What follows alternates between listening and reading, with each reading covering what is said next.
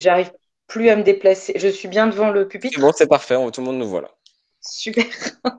Clément, on Super. commence? Ok.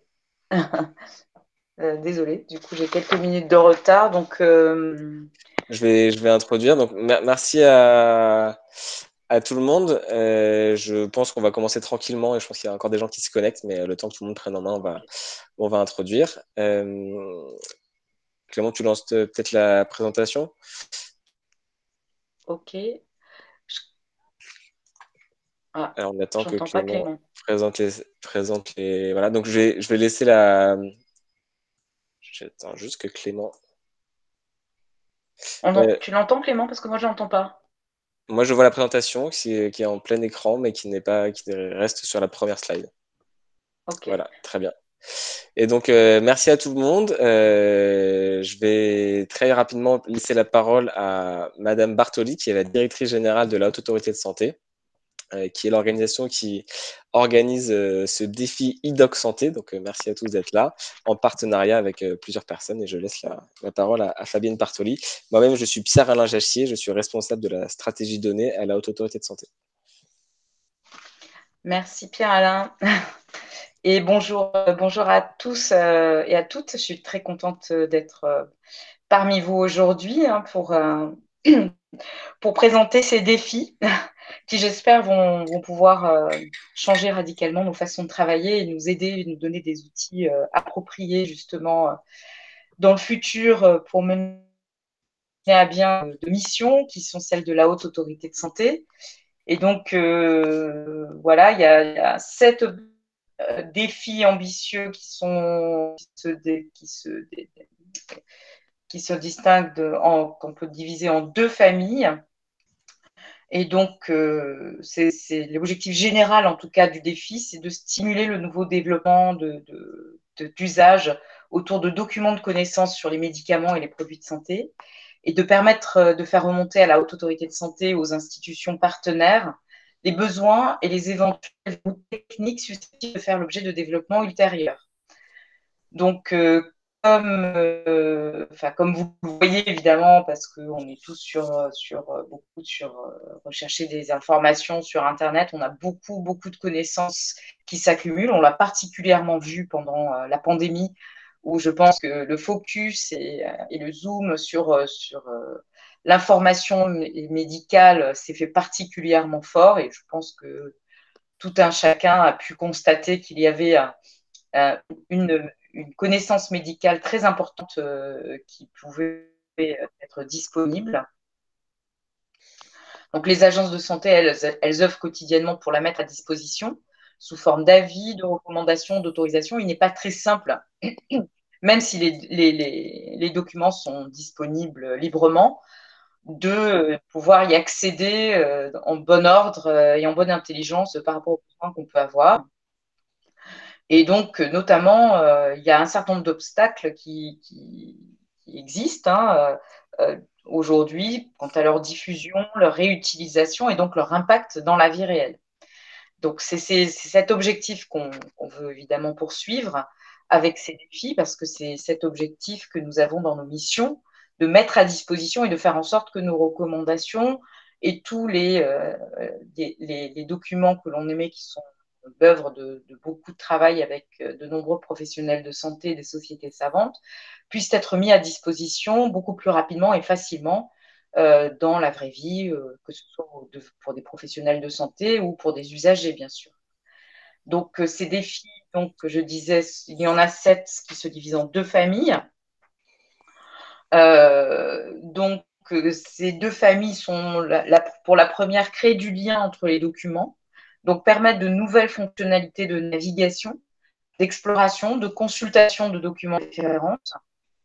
Et la deuxième grande famille, c'est structurer les connaissances médicales, proposer des méthodes de représentation des connaissances sur les produits de santé pour faciliter le travail des professionnels de santé. Notamment, je pense typiquement à un sujet qui est un vieux serpent de mer, qui est la iatrogénie médicamenteuse, qui a fait l'objet même depuis de nombreuses années d'essais, notamment vis-à-vis chez les pharmaciens ou des logiciels d'aide à la prescription ou d'aide à la délivrance. Je pour les pharmaciens et d'aide à la prescription pour les médecins, où il y avait des alertes sur de potentiels risques de iatrogénie médicamenteuse, mais ces alertes n'ont jamais été, ces logiciels n'ont jamais réussi, si vous voulez, à adhérer au réel usage que font les professionnels de santé dans leur quotidien de prescription. Donc il y a de grands défis, effectivement, et on espère que l'avancée des technologies d'information et de la communication aujourd'hui et ce défi va nous permettre de trouver de nouveaux outils qui permettront de mieux répondre aux besoins des professionnels de santé et de mieux faire ressortir les problèmes potentiellement de iatrogénie médicamenteuse, d'interactions négatives donc, qui peuvent se poser quand on prescrit, on délivre ou qu'on prend tout simplement en tant que patient. Alors la méthode, c'est une méthode d'innovation ouverte, c'est-à-dire c'est une méthode qui permet de travailler avec les réutilisateurs des publications de la HAS dans un processus d'innovation ouverte, c'est-à-dire de stimuler le développement de nouveaux usages autour des documents, de faire remonter des éventuels verrous techniques et de besoins, de développer des prototypes d'une durée restreinte en favorisant l'émulation. Donc, ça permettra de faire ressortir les besoins de l'écosystème des utilisateurs finaux et des intermédiaires, que ce soit des spécialistes de l'exploitation de la gestion des connaissances, éditeurs, industriels, chercheurs, étudiants en data, des professionnels de santé, je disais tout à l'heure, des sociétés savantes, des étudiants en santé, des formateurs, des usagers du système de santé, associations de patients, des organismes de recherche, des agents des institutions de santé. Alors, quelle est l'implication de la Haute Autorité sur ce sujet? C'est un événement qui est soutenu et suivi avec attention par le Collège de la Haute Santé. Ça, c'est un élément qu'il faut bien avoir en tête, c'est-à-dire qu'il y a des présentations à la fois du défi, à la fois de ses avancées, à la fois de ses réponses. Le collège de la HAS est très, très attentif à toutes les avancées et je crois qu'ils sont de grandes attentes, justement, sur ce que vont donner ces défis. Cette démarche s'inscrit dans le troisième axe de la stratégie donnée qui a été mise en place pour 2021-2024 de la Haute Autorité de Santé sur la valorisation et l'exploitation des connaissances textuelles, qui représente, on le sait, un grand défi technologique aussi pour les porteurs de projets. En amont, il y a eu un investissement par un travail technique de préparation de documents pour les regrouper dans les jeux de données et en texte. Pendant et après, il y a des enseignements qui seront tirés tout au long du concours pour alimenter une feuille de route pour la suite, afin d'aider l'écosystème à mieux pouvoir réutiliser et diffuser nos productions. Alors, je conclue mon petit propos liminaire, bien sûr, par avec quoi j'aurais dû peut-être commencer, c'est-à-dire remercier surtout les participants. On vous remercie tous pour votre implication. Comme vous avez pu comprendre, il y a de grandes attentes dans ce que vous allez pouvoir nous apporter. Donc, on vous remercie. Donc, ça va nous aider à améliorer la diffusion et l'impact des connaissances. Il y a une très, très, très grosse attente, que ce soit des agents ou des utilisateurs des recommandations et des avis de la Haute Autorité de Santé. Ça permettra, on espère, de faciliter le travail des professionnels, d'améliorer la prise en charge des patients, ce à quoi nous œuvrons tous les jours. Donc, merci vraiment, un grand merci pour nous aider dans l'accomplissement de nos missions. Et on attend donc la création d'une communauté entre les producteurs des documents de référence à l'intérieur des agences et les réutilisateurs à l'extérieur. C'est vraiment un élément clé pour l'évolution de l'élaboration de nos recommandations, de nos avis.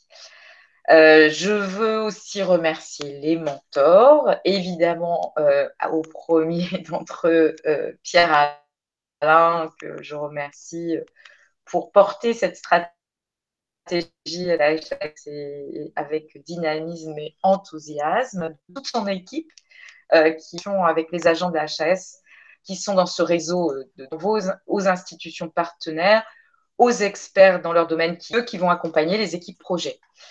Alors, je veux remercier aussi les activistes des données, c'est-à-dire ceux qui s'impliquent au plus, ceux qui s'engagent, ceux qui portent le thé par la mission donnée de la HAS, Pierre-Alain et Jachier et Pierre Bio, l'accompagnement de la société coopérative, qui accompagne la société coopérative des activistes en données pour l'organisation, qui sont bien sûr passionnés par l'ouverture et la réutilisation des données publiques et l'expérience de mener ce type, qui ont l'expérience de mener ce type d'événement avec succès, je dois dire, puisqu'on a de cette petite et très engagé sur ces sujets. Voilà, j'espère que je n'ai pas trop dépassé mon temps parce que effectivement, je savais qu'il fallait normalement jusqu'à 12h10. Il est 16. C'est très bien, merci beaucoup. Merci beaucoup. Merci beaucoup. On est dans une démarche. Est-ce que tout le monde l'innovation m'entend clairement ouverte pour répondre à merci pour cette qui sont complexes et ambitieux. Et donc pour ça, on a besoin à la fois de vous et de vous aider à. On a besoin aussi de comment on peut vous aider à améliorer l'impact de nos productions. Et pour ça, donc on a essayé vraiment de faire du lien entre que vous entre l'interne, les mentors qui sont de la Haute Autorité de Santé et des institutions partenaires, et vous pour dans le cadre de projets que vous allez mener et d'équipes que vous allez construire, s'attaquer à des défis ambitieux. Voilà, merci beaucoup. Je vais laisser la parole assez rapidement à Clément Fade de la société Data Activist qui nous accompagne pour l'organisation de cet événement aujourd'hui, mais tout au long du concours d'innovation jusqu'en septembre-octobre. Merci beaucoup. Merci. Bonjour. Au revoir et donc, à tout de tous. suite, Clément, je vais vous laisser. Pardon. Et bonne réunion. Bonjour à tous. Du coup, je vais faire un petit point un peu concret sur le défi. Comme tout le monde, j'ai l'impression que tout le monde voit les slides. Comme vous voyez sur le déroulé, on en est au lancement du concours, donc début mai. Le concours, il va se passer sur un temps relativement long. Là, vous avez 3 semaines pour constituer vos équipes et définir un peu vos projets. Ensuite, ils vont être évalués pendant quelques jours. Et après, vous pouvez lancer le travail de développer vos projets et ce genre de choses-là jusqu'à fin septembre. La date de clôture du concours n'est pas encore parfaitement déterminée, mais on est autour du 6 octobre. D'ici la fin des 3 semaines, de nouvelles personnes peuvent s'inscrire. Donc, n'hésitez pas, si vous avez des gens autour de vous qui souhaitent participer avec vous ou avec d'autres équipes, n'hésitez pas à les recruter.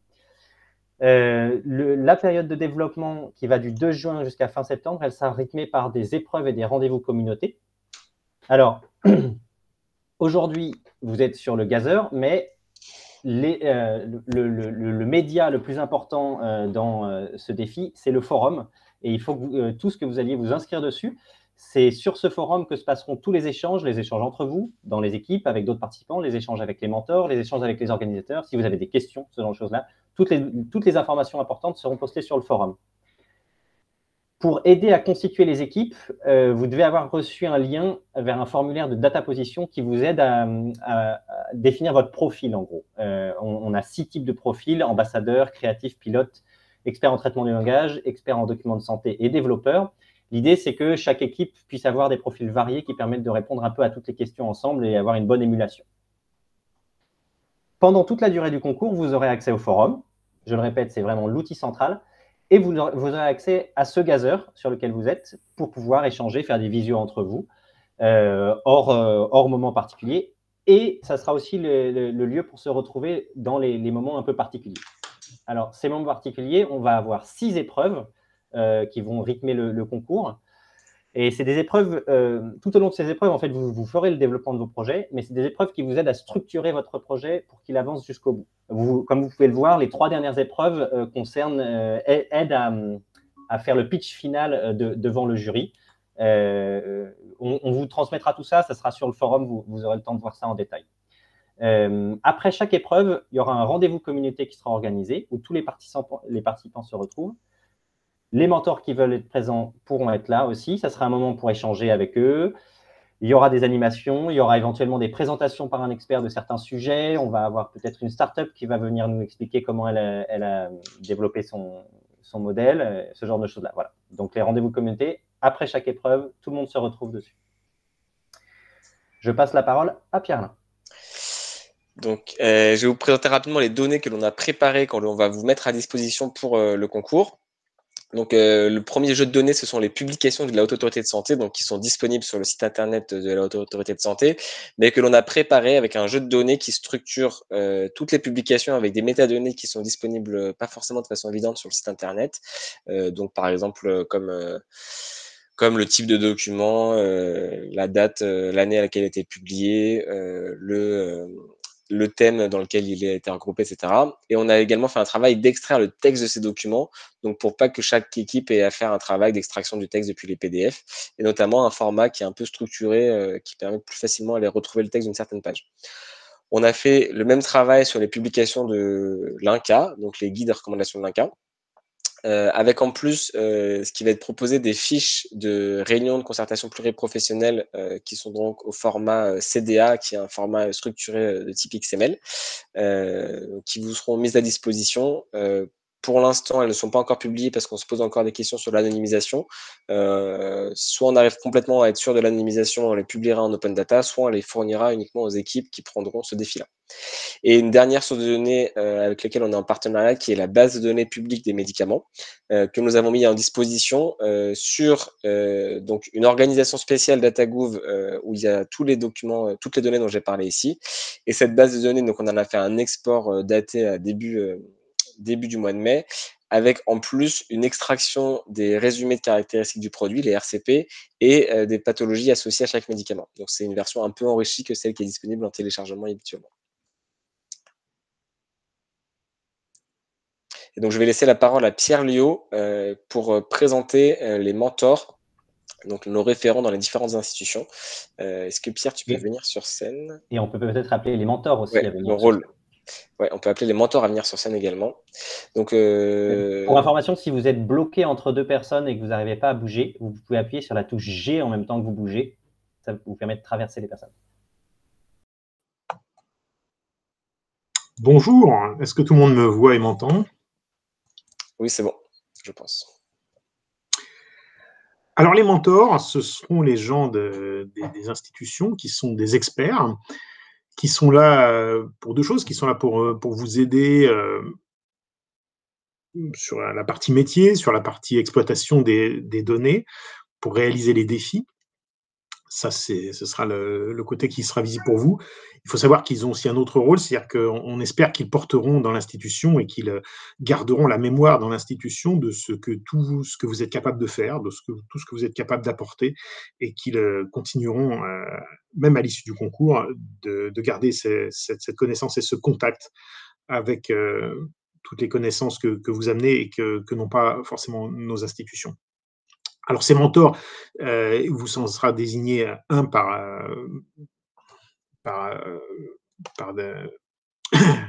équipe qui postulera. Il faut savoir que le mentor, il ne sait pas tout, mais que derrière, il aura la possibilité de lever le doigt et de demander de conseils aux autres mentors ou même à certains experts qu'on vous signalera. Donc moi, je ne me suis pas présenté, je suis Pierre Liot, je suis médecin, je suis chef de projet à l'Haute Autorité de Santé depuis plus d'une dizaine d'années, un peu geek sur pas mal de projets, une partie de la salle me connaît, et je serai un des mentors. Donc je vous propose qu'on fasse le tour des mentors. Certains sont présents dans la salle, donc notamment, j'ai noté, donc pour commencer, il y a Virginie Henry, une de nos documentalistes, je ne sais pas si elle veut se présenter. Tu lui passes la parole, Clément? Je suis Virginie Henry, comme l'a dit Pierre, donc je suis documentaliste scientifique à la Haute Autorité de Santé depuis plus d'une dizaine d'années et je vais apporter en fait mon expertise. Donc moi, je suis spécialiste de l'information. J'ai une excellente connaissance donc, du corpus de documents HAS et du site internet. Ensuite, j'avais noté Camille Marguerite, je ne suis pas sûr qu'elle soit là. Elle n'est pas là. Alors, Camille Marguerite, c'est une de nos chefs de projet depuis 6 ans, je crois, au service d'évaluation des dispositifs médicaux. Elle connaît bien les dispositifs, particulièrement dans la partie orthopédie, handicap, diabète, et puis plus récemment sur les sujets de dispositifs d'interconnexion numérique et de télésurveillance médicale. Voilà. Ensuite, je pense que Olivier Ménien est présent. Oui, je suis là. Olivier Ménien, chef de projet web, j'espère que vous m'entendez tous. Donc je m'occupe du site internet depuis pas mal d'années aussi, donc c'est un peu mon cœur de métier. Et actuellement, je travaille notamment sur l'intégration des données qualité des établissements de santé sur le site, puisqu'avant c'était sur un site dédié, ce qui s'appelait Scope Santé.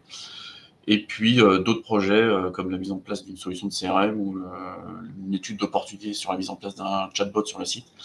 Voilà, des différents projets qui touchent au site internet. Je pense que Salah Gabri n'est pas là, donc je vais le présenter. Salah est un de nos économistes seniors qui est là dans la maison depuis très longtemps, qui est actuellement rattaché au service d'évaluation des médicaments. Donc voilà, vous avez son profil et le type de sujet qu'il pourra éclairer. Je crois qu'Emmanuel Noriaga est là. Donc Emmanuel Noriaga, je suis pharmacien, chef de projet au service des bonnes pratiques de la HAS, dans lequel je fais des recommandations de bonnes pratiques. Depuis 15 ans, en fait, je suis à la HAS, mais antérieurement, j'étais à l'AFSAPS, désormais la NSM, à partir de 2000, et je faisais déjà des recommandations de bonnes pratiques. Donc la NSM plus centrée sur le médicament que, voilà, essentiellement sur les produits de santé. Et je travaille sur différents sujets, hein, ça peut être très varié. Récemment, j'ai sorti une recommandation, enfin j'avais en charge une recommandation sur le bon usage des opioïdes qui est sortie fin mars. Et là, je travaille entre autres sur le risque cardiovasculaire. Voilà. Ensuite, je pense que Isabelle est présente aussi. Isabelle Gibaud. Oui, je suis là. Bonjour, vous m'entendez? Oui, d'accord. Donc Isabelle Gibaud, moi j'ai intégré la HAS il y a 2 ans pour travailler principalement sur les certifications des logiciels d'aide à la prescription et des logiciels d'aide à la dispensation. Antérieurement, j'ai été chef de projet. Je suis chef de projet scientifique à la mission numérique en santé à la HAS. Antérieurement, j'ai eu d'autres expériences professionnelles où j'étais plutôt consultante et puis chef de projet aussi chez des éditeurs de logiciels en santé. Et je suis plutôt spécialisée dans l'interopérabilité des systèmes d'information de santé, puisque j'ai une expertise en interopérabilité. J'ai été longtemps présidente d'IHE France et d'HL7 France, donc je connais bien les standards. Et dans plusieurs expériences, j'ai eu l'occasion de travailler sur l'aide à la décision clinique, toujours dans un cadre normalisé. Et depuis peu, je m'intéresse aussi à la structuration normalisée des recommandations et comment on les implémente dans les systèmes d'information. Voilà. Maintenant, je passe la parole à Mirojane, qui est parmi nous aussi. Mirojane Mohamed.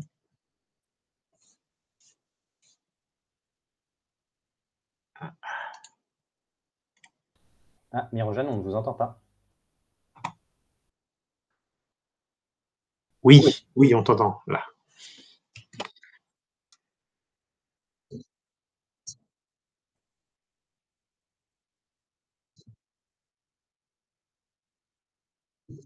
Travailler sur l'informatisation du circuit du médicament dans différents types d'établissements, que ce soit des CHU, de la psychiatrie, des établissements pénitentiaires et aussi des centres hospitaliers plus petits, généraux.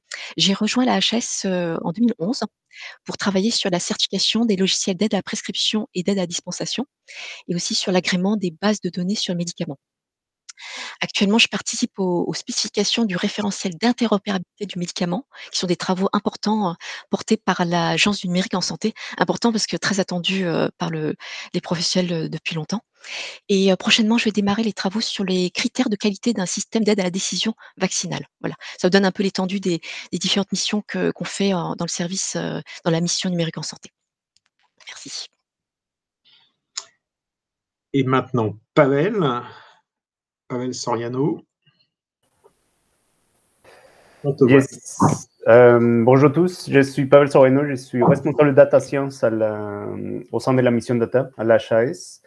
Et j'ai rejoint l'HAS, ça fait 9 mois, plus ou moins, dans le but d'aider les équipes en interne et en externe sur des projets du traitement automatique des langages. J'ai un doctorat en informatique spécialisé sur le traitement automatique des langages, l'apprentissage automatique.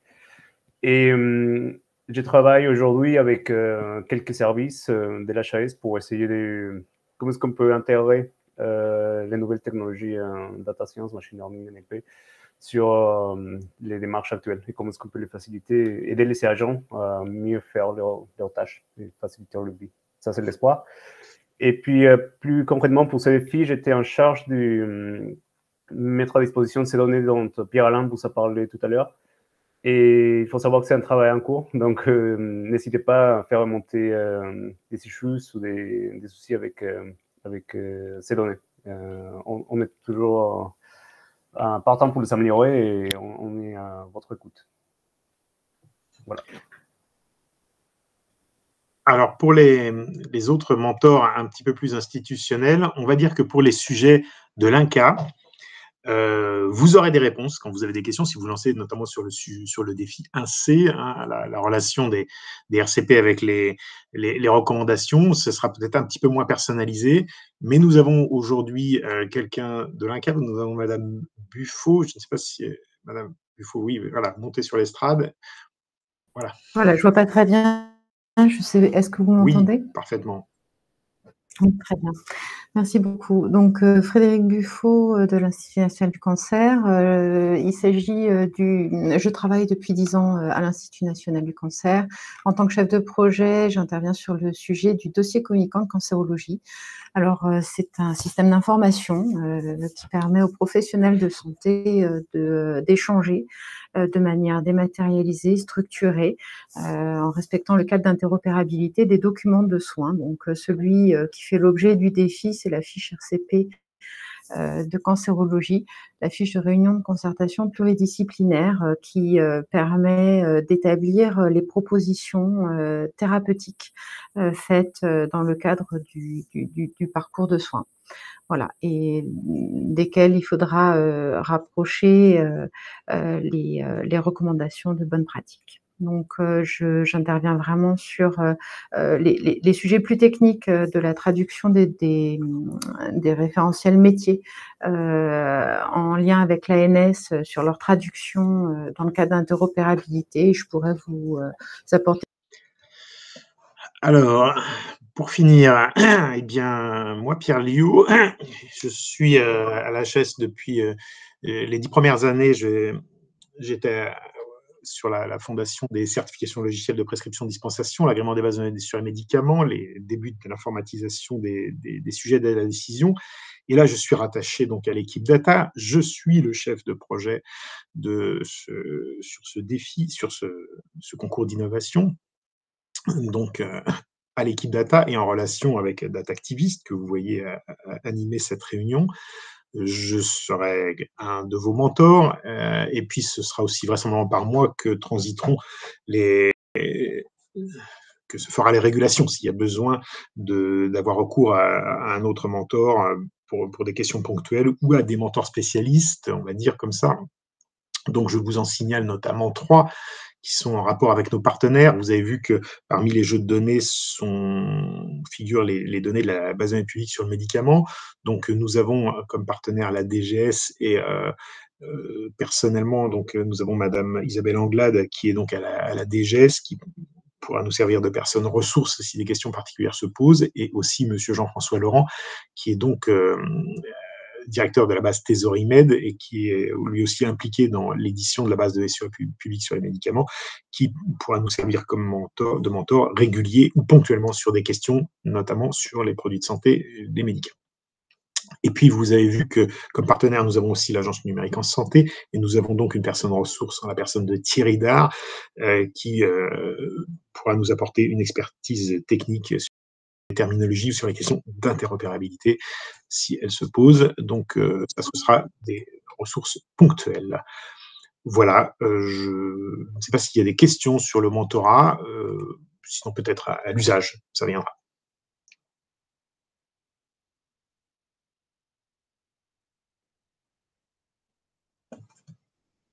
Donc, je propose de passer à la suite.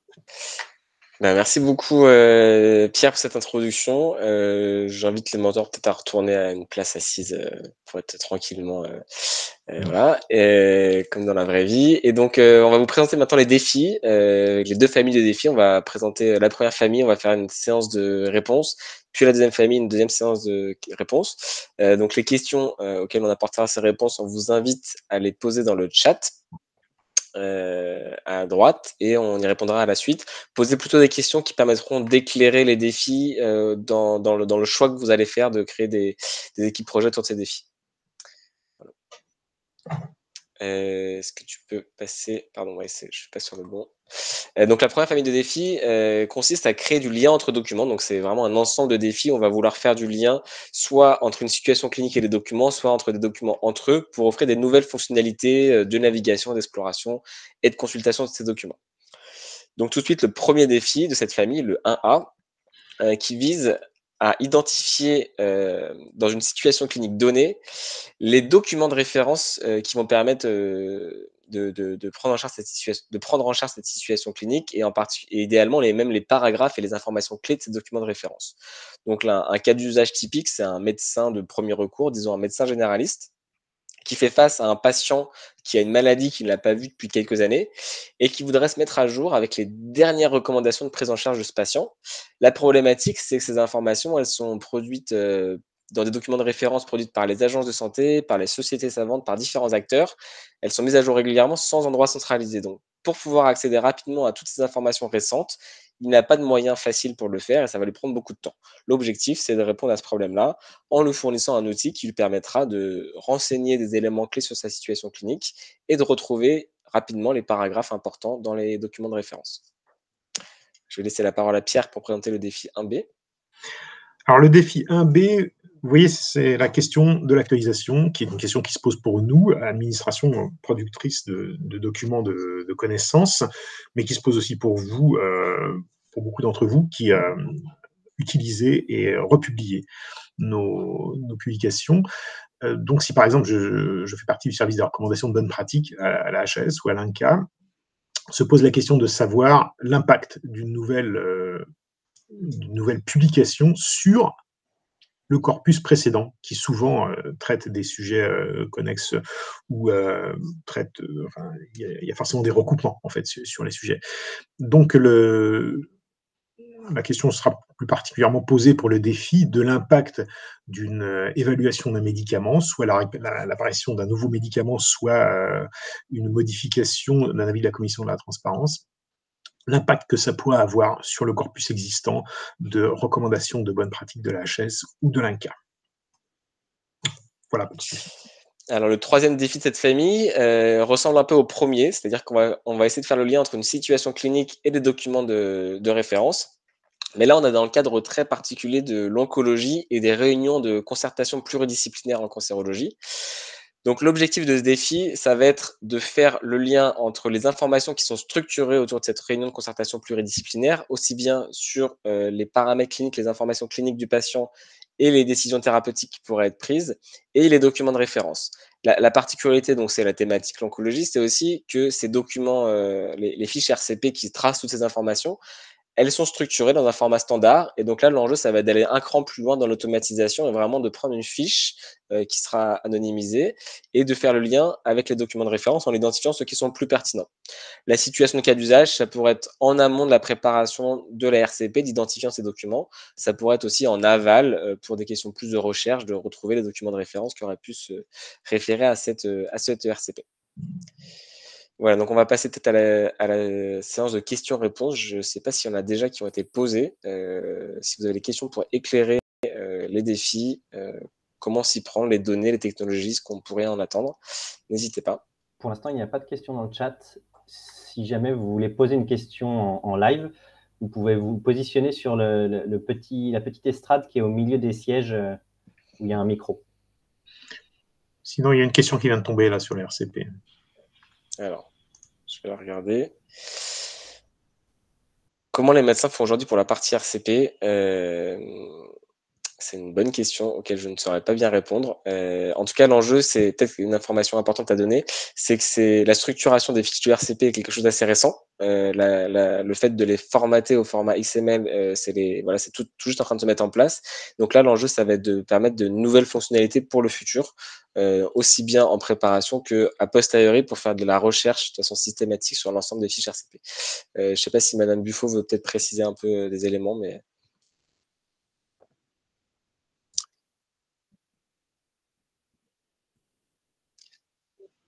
Dans le chat, c'est aujourd'hui comment les médecins font, c'est quoi l'enjeu, peut-être illustrer un peu plus l'enjeu autour de ces fiches RCP. En fait, les médecins s'appuient sur les informations cliniques qui sont présentes et la réunion de concertation pluridisciplinaire est construite en fonction des besoins et des spécificités des dossiers patients. Donc, il y a des professionnels qui sont spécialisés. Ceci dit, le fait de pouvoir s'appuyer sur des recommandations, de pouvoir aider en pratique les praticiens à identifier en amont des éléments, puisque lors des discussions autour, lors de la présentation de dossiers patients aux réunions de concertation pluridisciplinaire, il y a des dossiers qui vont faire l'objet de discussions plus poussées de par les spécificités du dossier patient et d'autres qui vont s'appuyer sur des protocoles qui sont déjà établis, qui vont permettre néanmoins de faire passer le dossier, l'enregistrer en réunion de concertation pluridisciplinaire, mais comme celui-ci reprend des éléments de protocole bien établis, de pouvoir l'enregistrer en l'associant à ce protocole. Donc, de faciliter du coup en pratique le traitement de ces différents dossiers et de permettre d'aider à l'organisation et de déplacer le temps sur les dossiers qui vont nécessiter plus d'interaction entre les différents professionnels et spécialistes. Merci beaucoup Frédéric pour ces compléments. Pierre-Alain, on peut peut-être enchaîner sur les questions qui concernent le défi 1C, à savoir est-ce qu'on fournit des exemples de RCP ou ce genre de choses? Alors, ce qui est fourni, ce sont des exemples de fiches de réunion de concertation pluridisciplinaire. Donc, c'est le document qui va réunir les informations cliniques relatives au dossier patient qui vont être utiles à la discussion entre ces différents professionnels. Donc, il ne s'agit pas d'avoir un dossier complet de toute l'histoire du patient, mais des éléments qui sont utiles à l'émission de cet avis, de ces propositions médicales dans le cadre du cancer du patient. Donc, elles contiennent à la fois ces données cliniques qui font état de la situation et elles intègrent là où les propositions de traitement qui vont être faites au cours de la réunion et qui vont être validées et qui permettront par la suite de discuter de créer la discussion entre le médecin et le patient pour déterminer là où les propositions qui sont les plus adaptées et acceptables pour lui. Pour peut-être répondre, merci beaucoup Frédéric, peut-être répondre à la question de Sébastien Cossin, est-ce qu'on fournit des exemples d'entraînement, de lien entre une RCP et une recommandation? La réponse est non, c'est-à-dire qu'on va fournir des exemples de RCP, mais il n'y aura pas le lien qui sera déjà fait. C'est là où il y a un enjeu d'avoir des... Enfin, il y a les mentors qui seront là, qui pourront aider déjà dans le cadre du défi, et il va y avoir un enjeu de pouvoir embarquer dans vos équipes des professionnels de santé qui seront là également pour vous aider à faire ces liens. Peut-être répondre à une autre question sur le nombre de défis que l'on peut prendre. Donc, vous avez vu, il y a 2 grandes familles et plus généralement, il y a un objectif commun dans l'ensemble des défis autour de la représentation, de la diffusion, l'organisation des connaissances. Donc, bien sûr, vous allez peut-être pouvoir proposer des solutions qui répondent techniquement à plusieurs défis. Ce que l'on pense, nous, c'est que c'est vraiment important de réfléchir à l'usage et donc de choisir un défi, un cas d'usage un peu particulier sur lequel vous allez pouvoir répondre bien à ce cas d'usage, quitte à pouvoir, de toute façon, les gens verront bien l'étendue le jury verra bien l'étendue de la portée de la solution proposée qui pourra forcément aller au-delà de répondre spécifiquement à un professionnel de santé dans un cas précis. C'est un peu la même réponse pour la question de Amine Siboni entre 1A et 1C. Je veux dire, sans entrer trop dans le détail, il est très probable qu'en 1A, vous ayez sur la médecine générale ou hospitalière, les terminologies soient relativement génériques et un C des terminologies relativement spécifiques des questions de cancérologie, parce que c'est fait comme ça, quand même, une fiche RCP. Et le point commun entre les deux risque d'être seulement le point médicament. Donc, je doute qu'en première approche, et vu le délai, le temps du concours, il soit possible de faire une solution qui couvre à la fois un A et un C. J'en serais étonné. On a encore une question sur le périmètre européen. Alors, sur le périmètre des données, donc nous, ce que l'on a préparé, ce sont des données issues des deux organisations qui produisent des documents de référence qui sont partenaires, donc la Haute Autorité de Santé et l'Institut national du cancer. L'idée là, c'est de pouvoir déjà travailler sur ces documents-là que l'on a préparés, que l'on a rassemblés. Après, bien sûr, on pourrait imaginer d'étendre les solutions à d'autres sources d'informations, donc des informations de recommandations européennes, de recommandations de sociétés savantes ou autres. Voilà, pour périmétrer un peu le défi, on vous a proposé déjà des choses. Si des acteurs, dans le cadre du défi, préparent d'autres jeux de données et les mettent à disposition de la communauté, enfin là, on peut très bien imaginer l'étendre, c'est pas un souci. Mais une autre façon de répondre à cette question, c'est que si vous vous lanciez par exemple sur le défi 1B et que vous aviez pour ambition d'exposer des modalités d'actualisation, effectivement, vous pourriez vous poser des questions, de les exposer sous un format européen, et ce serait une question intéressante. On pourrait y regarder, notamment, je pense, sur le défi 1B, effectivement, il y aura plusieurs façons de se poser la question pour dépasser le cadre français. Oui. Peut-être la dernière question de Xavier sur les prix et récompenses, mais qui sont moins spécifiques au défi, donc peut-être qu'on va passer après à la deuxième famille. Sur les prix et récompenses, donc c'est une question qu'on s'est longtemps posée. Donc la HAS en tant qu'autorité indépendante ne peut pas fournir de prix monétaires d'argent.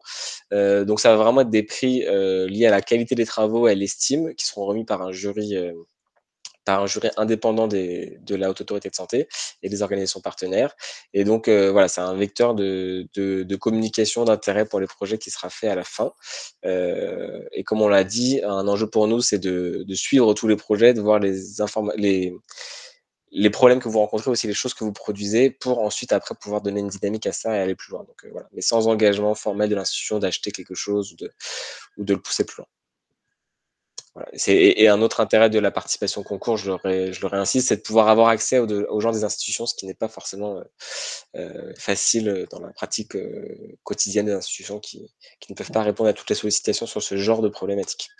Donc je vais laisser Pierre introduire la deuxième famille de défis. Je réponds il y a une question là qui est posée, qui m'a déjà été posée auparavant. Non, la propriété intellectuelle du code reste aux participants. Hein, c'est un point extrêmement important. C'est pas parce que vous participez à ce concours que nous devenons propriétaires du logiciel développé. Tout au plus, le fait que vous répondez à un défi, et notamment si c'est primé, eh bien ça peut inspirer des développements à nous ou à d'autres d'ailleurs, parce que ça c'est relativement public. Mais vous repartez avec votre logiciel. Si vous regardez le règlement du concours, le jury aura une petite préférence sur ce qui sera laissé en open source, mais c'est absolument pas nécessaire. Bien évidemment, on conçoit que vous puissiez valoriser ultérieurement ceci. Si jamais la HAS ou une autre institution est très intéressée par une solution, de toute façon, nous sommes contraints à l'appel d'offres parce que nous sommes des institutions publiques. Et donc, de toute façon, ça ferait l'objet d'un appel d'offres, donc quelque chose de totalement séparé du concours. Et comme le dit Clément, il y a le règlement du défi qui est assez détaillé sur toutes ces questions, que vous pouvez aller consulter en ligne directement. La famille de défi numéro 2, ça consiste à structurer les connaissances médicales, c'est-à-dire à proposer des méthodes pour représenter, pour afficher cette connaissance sur les produits de santé ou sur la recommandation de bonnes pratiques, qui soient des méthodes un petit peu plus faciles, un petit peu plus sexy que nos publications habituelles, qui sont le plus souvent très linéaires, très textuelles, et même si ce sont du PDF relativement proche du papier. Donc on vous propose par exemple le défi 2A, qui consiste à dire que sur un dispositif médical, il y a des relations de ce dispositif médical avec différentes connaissances, avec des maladies, avec des tests biologiques, avec d'autres dispositifs médicaux, avec des médicaments.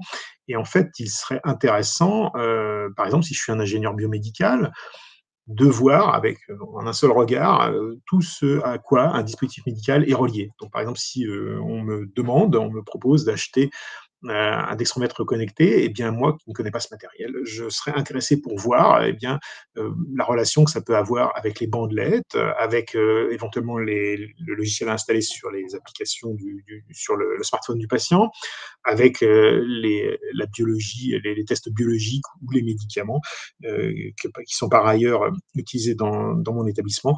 Donc, ce serait bien d'avoir cette vision. Donc, vous voyez, ce type de défi, c'est à la fois une question de rechercher l'information formelle, et puis une question d'ergonomie et de représentation de cette connaissance de façon plus élégante qu'un simple texte. Donc le défi 2B ressemble beaucoup au défi 2A, mais il est centré sur les médicaments.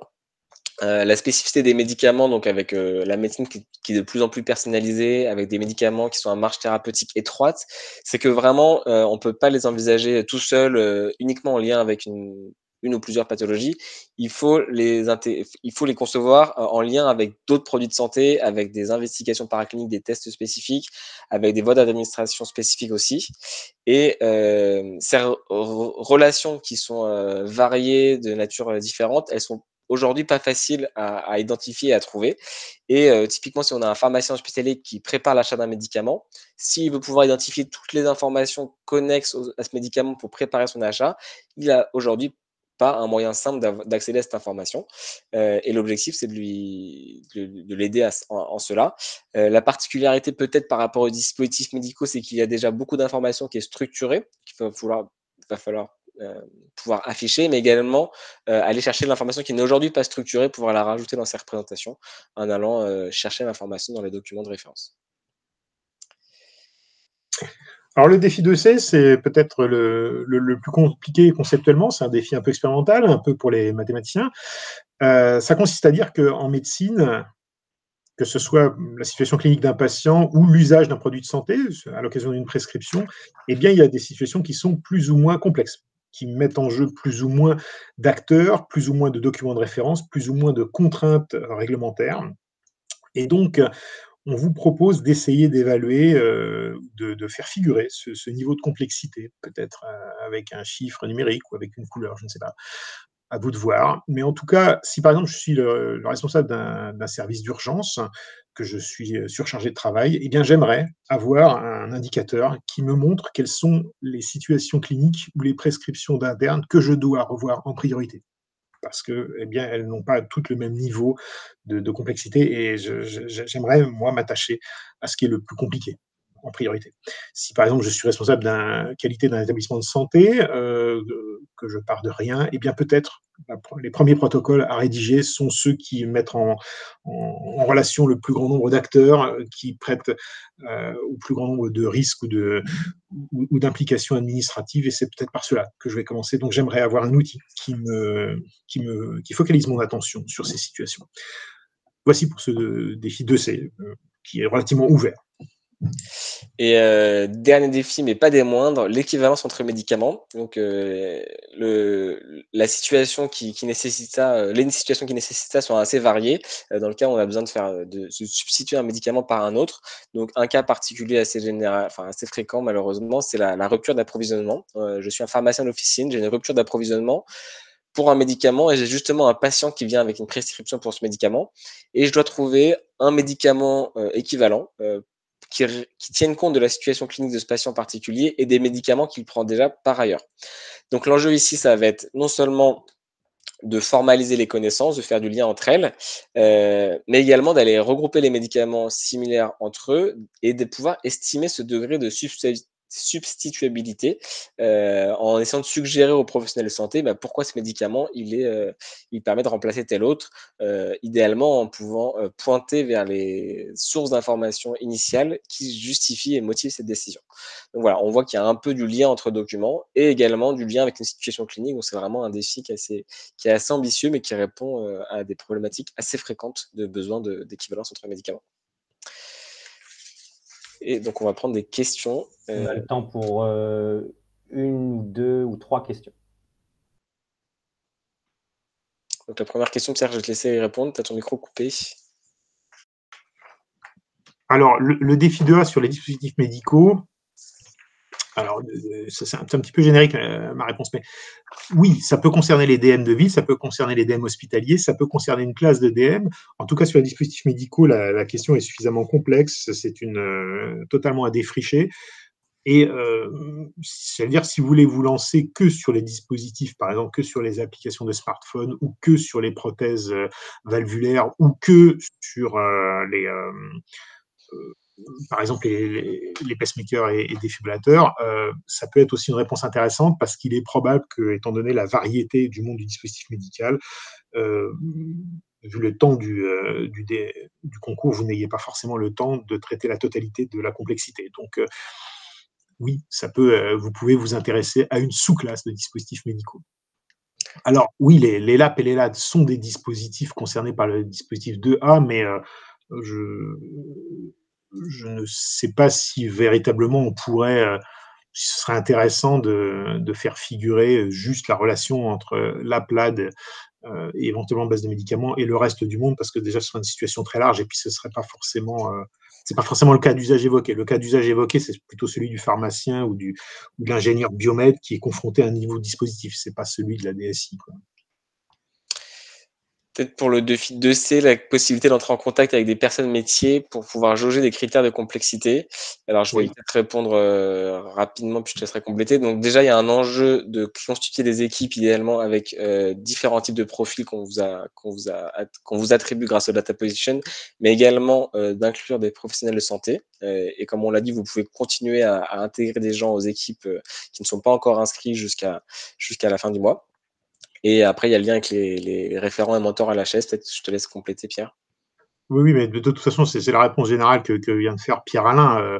On vous aidera et de toute façon, il est plus que conseillé que vous soyez en relation avec des personnes métiers, parce que je pense qu'aucun des défis, et ça c'est vrai pour les 7 défis, aucun des défis n'est traitable uniquement sur le versant ingénierie. Je pense que le passage par les métiers est obligé. Donc, il y a une question sur la base de données publique du médicament améliorée. Oui, les données du défi sont déjà préparées sur une organisation spécifique du site de partage de données open data, DataGouv. Donc, je vous partage le lien ici. Donc, c'est les mêmes informations qu'il y a sur le site internet actuel de la BDPM. Simplement, les liens en téléchargement ne permettaient pas d'accéder à toute l'information. Et donc, on a rajouté les fiches RCP et les pathologies associées qui sont, voilà, on a navigué sur le site, on a extrait l'information. Et si on trouve que c'est utile, potentiellement, ça ferait partie des choses qu'on pourrait essayer de faire remonter à la BDPM pour le faire de façon systématique. On reviendra sur les points techniques, mais a priori, vous utilisez pour la BDPM, vous utilisez ce qui est sur le repository pointé par Pierre-Alain. Vous m'évitez d'aller itérativement risquer de bloquer le site de la BDPM. C'est pour ça qu'on vous l'a mis. Et puis on vous a mis aussi ce repository pour qu'il n'y ait pas des questions d'actualisation. C'est-à-dire vous travaillez pendant tout le temps du concours sur le même jeu de data, sans avoir des questions d'actualisation. Dans le domaine des produits de santé, l'actualisation, c'est très fréquent. Je vous propose de passer à l'étape d'après. Vous voyez qu'autour de vous dans la salle, il y a 7 petites salles pour chacun des défis. Je vois que, par exemple, Yoko a du mal à rentrer. Pour rentrer dans la salle, c'est la partie sombre, donc pas la partie qui est pointée directement au niveau du panneau, mais légèrement en dessous. Vous allez vous répartir dans les salles du défi qui vous intéresse. Vous allez discuter entre vous, commencer à essayer de monter des équipes, discuter d'idées que vous avez d'un projet qui pourrait répondre à ce défi-là, sachant qu'on vous laisse un quart d'heure, 20 minutes, pour se retrouver ensemble ensuite à 12h15 dans la grande salle. Et les échanges que vous ferez ensuite, vous les ferez sur le forum, d'accord? Donc, si vous n'avez pas eu le temps de tout déterminer maintenant, il n'y a pas de problème. Vous le ferez sur le forum ensuite. Voilà. Merci à vous. Comment vous y allez? Vous vous déplacez avec les touches de votre clavier et vous rentrez dans les zones un peu sombres qui sont en dessous des murs en briques. Peut-être parler des annonces ultérieures, Clément? Oui, alors, une fois que vous aurez discuté entre vous et qu'on se retrouve dans un quart d'heure, les groupes qui veulent faire une petite annonce disant nous on est 4 mais que des profils techniques et on aurait besoin d'un profil plutôt santé, vous pourrez le faire, vous aurez quelques minutes pour le faire, mais vous n'aurez pas de réponse à ce moment-là. C'est-à-dire que vous faites votre annonce et ensuite, tout le reste passera sur le forum. Vous reposterez votre annonce sur le forum et vous échangerez là pour ce genre de choses. Voilà. Et de la même façon, sur le forum, pour le coup, tout le monde pourra faire une annonce, soit une équipe, soit une personne, pour dire ce qu'il souhaite faire et essayer de constituer les équipes. À tout de suite. Répartissez-vous bien.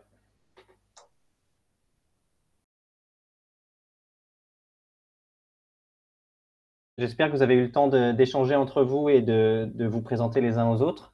C'est le moment pour faire quelques petites annonces si jamais vous avez besoin d'un profil en particulier qui vous manque dans votre équipe. Par exemple, le défi 1B, il y a une équipe de médecins de santé publique qui aurait besoin d'un développeur. Voilà. Et donc, vous dites ça, vous faites vos annonces. Pour ce faire, vous allez soit sur l'estrade tout en haut, soit sur la petite plateforme qui est au milieu ici. Là.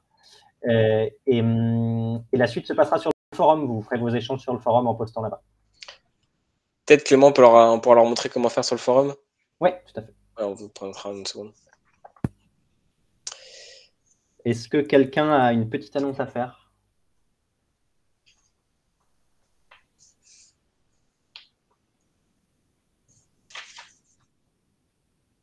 Bon, vous avez l'air d'être tous... C'est le premier qui doit s'exprimer. Tiens, David Berthelon, peut-être.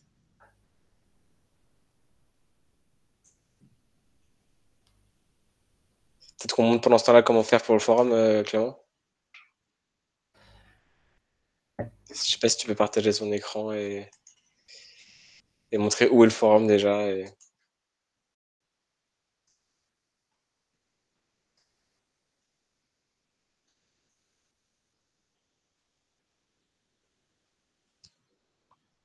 Alors, le forum, vous pouvez y accéder depuis le site du défi. En haut à droite, vous avez la petite icône forum qui vous amène sur, donc sur ce forum.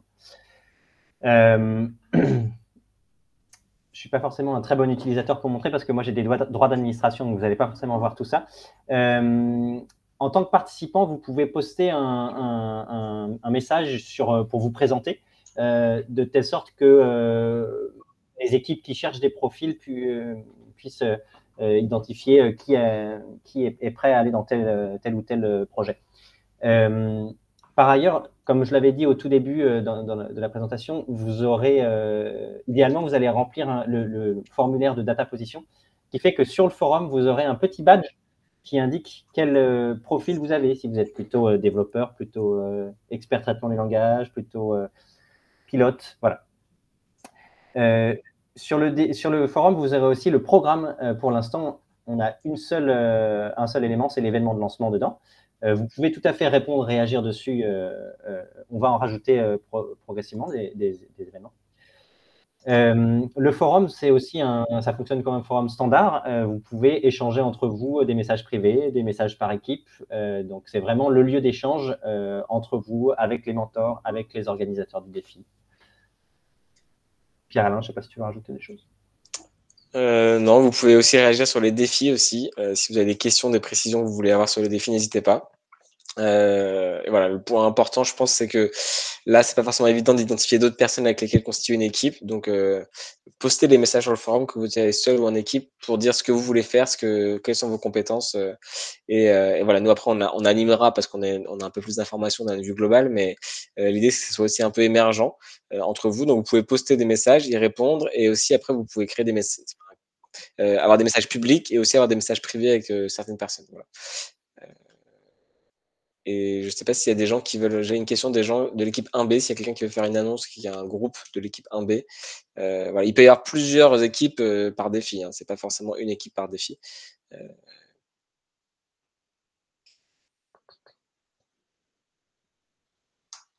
Est-ce qu'il y a une équipe ou quelqu'un qui veut parler de quelque chose qu'il a envie de faire? Sinon, peut-être qu'on enchaîne hein, sur les informations finales. Oui, tout à fait. Hop. Du coup, les prochaines échéances, vous avez jusqu'au 28 mai pour constituer une équipe et élaborer une grille de projet. Je vais vous mettre sur le forum une trame minimale pour partager votre idée de projet et votre équipe. Vous la posterez sur le forum, de telle sorte que tout le monde puisse le voir et échanger dessus. Si jamais vous êtes prêt avant le 28, vous pouvez tout à fait transmettre votre projet et votre équipe avant ce moment-là, et nous, on échangera avec vous avant cette date limite. Au-delà du 28 mai, ça va être compliqué d'intégrer des nouvelles personnes dans une équipe, et le projet doit être déterminé puisqu'il va être évalué, et vous commencez à travailler dessus à partir du 2 juin. Non, vous pouvez commencer à travailler avant, mais disons que c'est voilà, on va annoncer la liste finale des participants le 2 juin et voilà, et ceux qu'on va accompagner tout au long du défi. Enfin voilà, avant de pouvoir vraiment interagir avec les mentors de façon très avancée, mobiliser du temps, avoir accès à des données éventuellement si on a les fiches qu'on n'arrive pas bien à anonymiser, faut qu'on ait validé les projets, une équipe, voilà. Et ensuite après on enchaîne sur les événements d'animation que vous a présenté Clément tout à l'heure. Voilà. Et c'est tout pour maintenant. Vous pouvez tout à fait rester sur l'espace Gazer pour continuer à discuter, essayer de former vos équipes. Il est ouvert. Et si vous avez des questions, on reste à disposition dans la salle un petit moment. Merci beaucoup. On se met dans un endroit particulier ou on va naviguer. On va naviguer, ok, ça marche. Bonne journée à tous, merci pour votre présence. Merci beaucoup.